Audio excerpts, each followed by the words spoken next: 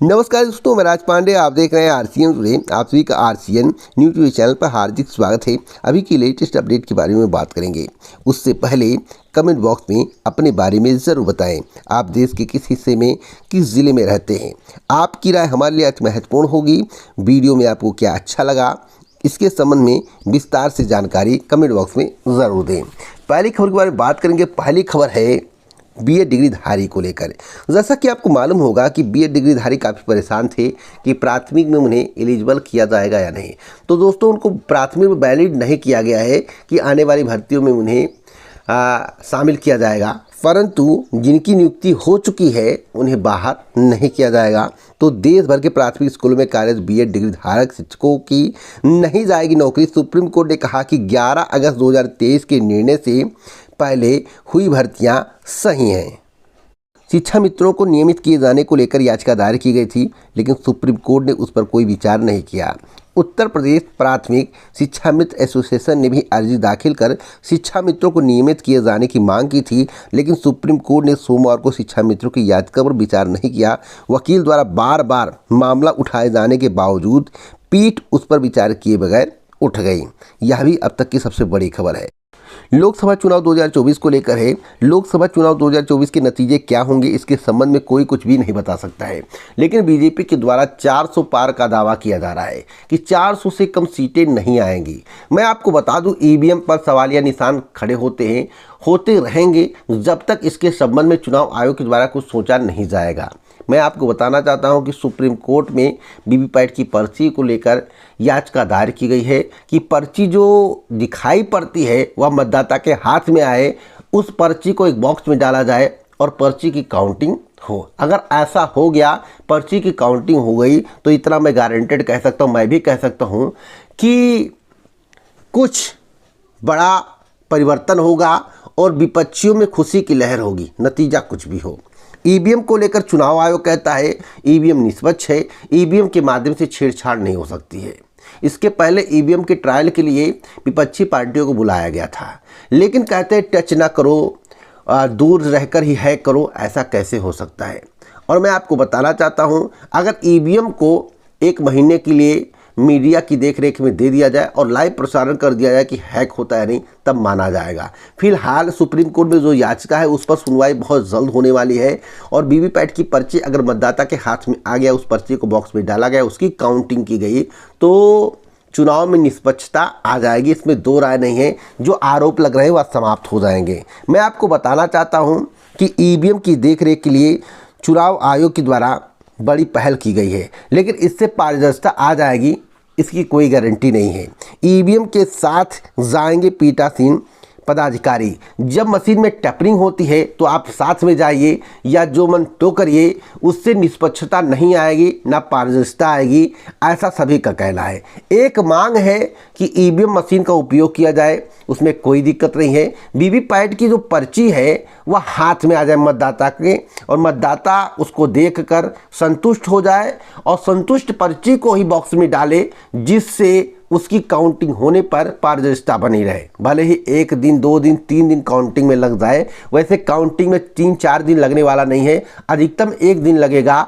इसके पहले भी पर्ची के माध्यम से देश में चुनाव हुए हैं, इसमें दो राय नहीं है। तो क्या आपको लगता है कि ईवीएम के साथ अगर पीठासीन पदाधिकारी को भेज दिया जाए, अधिकारी को भेज दिया जाए, तो चुनाव में निष्पक्षता आ जाएगी और ईवीएम पे जो आरोप लग रहे हैं वह समाप्त हो जाएंगे? आप लोग कमेंट बॉक्स में इसके संबंध में ज़रूर बताएं। एक बड़ी अपडेट मैं आपको और देना चाहता हूं टीजीटी पीईटी भर्ती को लेकर। नए शिक्षा सेवा आयोग के माध्यम से इस परीक्षा का आयोजन होना है। आपको मालूम होगा कि 9 जून 2022 को टीजीटी पीईटी के 4163 पदों पर विज्ञापन जारी किया गया था, जिसके लिए 13,19,000 अभ्यर्थियों ने आवेदन किए हैं। प्रतियोगी छात्र की मांग है कि पदों की संख्या बढ़ाई जाए, लेकिन मैं आपको बता दूं पदों की संख्या अभी बढ़ने वाली नहीं है। अभी इस पर कोई डिसीजन नहीं हुआ। अगर भविष्य में डिसीजन होगा तो ज़रूर मैं आपको बताऊंगा। एक बड़ी अपडेट मैं आपको और देना चाहता हूं अग्निवीर योजना को लेकर।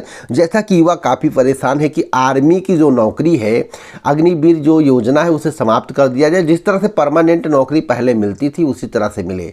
तो कांग्रेस ने बड़ी पहल की है। कांग्रेस ने वादा किया है, अपने मैनिफेस्टो में डाला है, न्याय पत्र में डाला है घोषणा पत्र में डाला है, आप जो भी कहिए, अग्निवीर योजना को ख़त्म कर देगी कांग्रेस और जैसे पहले भर्ती होती थी वैसे भर्ती की जाएगी, उससे बेहतर भर्ती की जाएगी। तो आप इस तरह के एक्शन से कितने खुश हैं कमेंट बॉक्स में ज़रूर बताएं। एक बड़ी अपडेट मैं आपको और देना चाहता हूं, जैसा कि मेरे द्वारा कहा गया था कि लोकसभा चुनाव 2024 के कारण कई परीक्षाएं स्थगित होंगी। जो लोग कह रहे हैं कि नई परीक्षाएं हो सकती है, मेरे द्वारा कहा गया था कि परीक्षाएं आयोग नहीं करवाएगा, अधिकारी और कर्मचारी करवाएंगे। अधिकारी और कर्मचारी चुनाव में व्यस्त रहेंगे, इसलिए लोकसभा चुनाव के कारण समस्त परीक्षाएँ इस पीरियड में स्थगित कर दी जाएंगी। तो दोस्तों उसी का नतीजा सामने आ रहा है। जेईई, एसआई और सिलेक्शन पोस्ट भर्ती की नई तिथियां जारी की गई हैं। परीक्षा को स्थगित कर दिया गया और जो भी तिथियां हैं वह जून में शिफ्ट कर दी गई हैं। तो यह बड़ी खबर मैं आपको बता रहा हूं, सबसे बड़ी खबर 27 से 29 जून तक आयोजित की जाएंगी परीक्षाएं। बिग ब्रेकिंग न्यूज़ मैं आपको दे रहा हूं। एक बड़ी अपडेट मैं आपको और देना चाहता हूं उत्तर प्रदेश लोक सेवा आयोग की। आपको मालूम होना चाहिए और एक बात आपको सोचना चाहिए कि ज़्यादातर पेपर लीकें प्रयागराज, लखनऊ से क्यों होती हैं। प्रयागराज की बात करते हैं तो समीक्षाधिकारी, सहायक समीक्षाधिकारी की बात सामने आती है। आपको बता दें समीक्षाधिकारी व सहायक समीक्षाधिकारी भर्ती परीक्षा के पेपर लीक प्रकरण में मेजा की राजीव नैन ने पूछताछ में बड़ा खुलासा किया। प्रयागराज में पेपर वायरल करने में जेल के सिपाही का नाम लिया है। उस सिपाही ने खुद की तैयारी के लिए पेपर लेकर व्हाट्सएप पर कई लोगों को शेयर किया। इसके बाद वह पेपर वायरल हो गया। इसी वायरल कॉपी की मदद से पेपर लीक होने की पुष्टि हुई थी। तो यह भी बड़ी अपडेट है दोस्तों। एक और बड़ी अपडेट देना चाहता हूं, सुप्रीम कोर्ट ने यूट्यूबरों को लेकर बड़ी अपडेट कही है। देखिए सुप्रीम कोर्ट हो या हाई कोर्ट हो, सुप्रीम कोर्ट ने जो बड़ी बात कही है, क्योंकि सुप्रीम कोर्ट उच्च स्तर का कोर्ट है और सुप्रीम कोर्ट के माध्यम से जो भी फैसला होता है वह अंतिम फैसला माना जाता है। सुप्रीम कोर्ट ने सोमवार को एक यूट्यूबर की जमानत बहाल करते हुए कहा है कि सोशल मीडिया पर टिप्पणी करने वाले हर व्यक्ति को जेल में नहीं डाला जा सकता है। यूट्यूबर पर 2021 में तमिलनाडु के मुख्यमंत्री एमके स्टालिन के खिलाफ अपमानजनक टिप्पणी करने का आरोप लगा था। अरे भैया, हम यूट्यूबर हैं, हम न्यूज़ वाले हैं, मेरा काम है सत्यता को दिखाना। अगर आप किसी पार्टी के समर्थक हैं या आपकी पार्टी की कमियों को यूट्यूब चैनल के माध्यम से गिना दिया जाए तो आप उसको जेल में डलवा देंगे। अगर इस तरह से जेल में डलवाएंगे तो जेल में जगह नहीं बचेगा यूट्यूबरों को आपको रखने का। तो इसलिए मैं आपको बताना चाहता हूं, सत्य की पहचान करिए, सत्य के साथ जानकारी लीजिए। बाकी कमेंट बॉक्स में आपको जो कहना है कहिए, आप अपनी प्रतिक्रिया दीजिए। सुप्रीम कोर्ट में जाएंगे, गलत तरीके से पेश करेंगे बात को और यूट्यूबरों को फंसाने का प्रयास करेंगे। अगर बात सही है तो सत्य की हमेशा जीत होती है और आपको लताड़ जरूर मिलेगी। इसलिए अपने कान खोलकर सुन लीजिए कि हमेशा इस चैनल के माध्यम से सत्य दिखाया जाएगा और जिस चैनल के माध्यम से सत्य दिखाया जाएगा उसका बाल बाका नहीं कर सकते हैं। दुर्भाग्य खराब है तो चैनल जा सकता है। अगली अपडेट के बारे में बात करते हैं। एक बड़ी अपडेट मैं आपको और देना चाहता हूं। सुप्रीम कोर्ट ने यह भी कहा है कि यूट्यूब पर आरोप लगाने वालों को कैद करते गए तो जेल हो जाएगी लबालब। तो यह शब्द आप सुनकर चौंक जाएंगे। लबालब मतलब कि भर जाएगी, जगह नहीं होगा, जो कि मेरे द्वारा अभी पहले आपको बताया गया है। सुप्रीम कोर्ट ने स्टालिन के खिलाफ टिप्पणी मामले में तमिलनाडु के यूट्यूबर की जमानत बहाल की। हाई कोर्ट का फैसला पलट दिया है।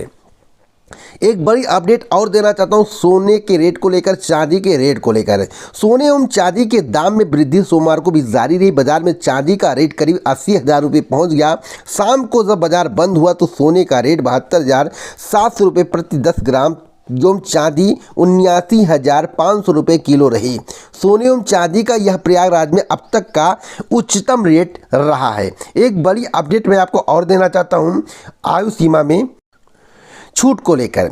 आपको बता दें समकक्ष आहारता की जहां तक बात है उसका समाधान अभी तक नहीं हुआ है, जैसा कि उत्तर प्रदेश लोक सेवा आयोग के माध्यम से कहा जाता है। समकक्ष आहारता विवाद के कारण आज के इंटर कॉलेज में सहायक अध्यापक एलटी एवं प्रवक्ता संवर्ग की भर्ती अटकी हुई। शिक्षा निदेशालय से मिले अधियाचन में उत्तर प्रदेश लोक सेवा आयोग समकक्ष आहारता विवाद के कारण लौटा चुका है। इस तरह एलटी भर्ती 5 वर्ष एवं प्रवक्ता भर्ती 3 वर्ष से अधिक समय से लंबित है। तो अभ्यर्थियों का मांग है कि भैया कोविड-19 की जो महामारी थी उसके कारण कई अभ्यर्थियों की तैयारी बाधित हुई है, कई समस्याएं आई हैं, तो आयु सीमा में छोड़ दी जाए। अभी इस पर कोई विचार नहीं हुआ, लेकिन विचार होने की संभावना है। अगर आपका मांग उच्च स्तर तक पहुंच गया तो आप सोच सकते हैं कि प्रयास करने पर ही सफलता मिलती है, तो प्रयास करते रहिए, सफलता अवश्य आपको मिलेगी। एक बड़ी अपडेट मैं आपको और देना चाहता हूं, जो कि है उत्तर प्रदेश अधीनस्थ सेवा चयन आयोग की। उत्तर प्रदेश अधीनस्थ सेवा चयन आयोग की कोई भी परीक्षा चुनाव पीरियड में आयोजित नहीं की जाएगी। यहाँ तक कि अगर डीबी में अभ्यर्थियों की संख्या अधिक रही तो उसे भी पोस्टपोन कर दिया जाएगा।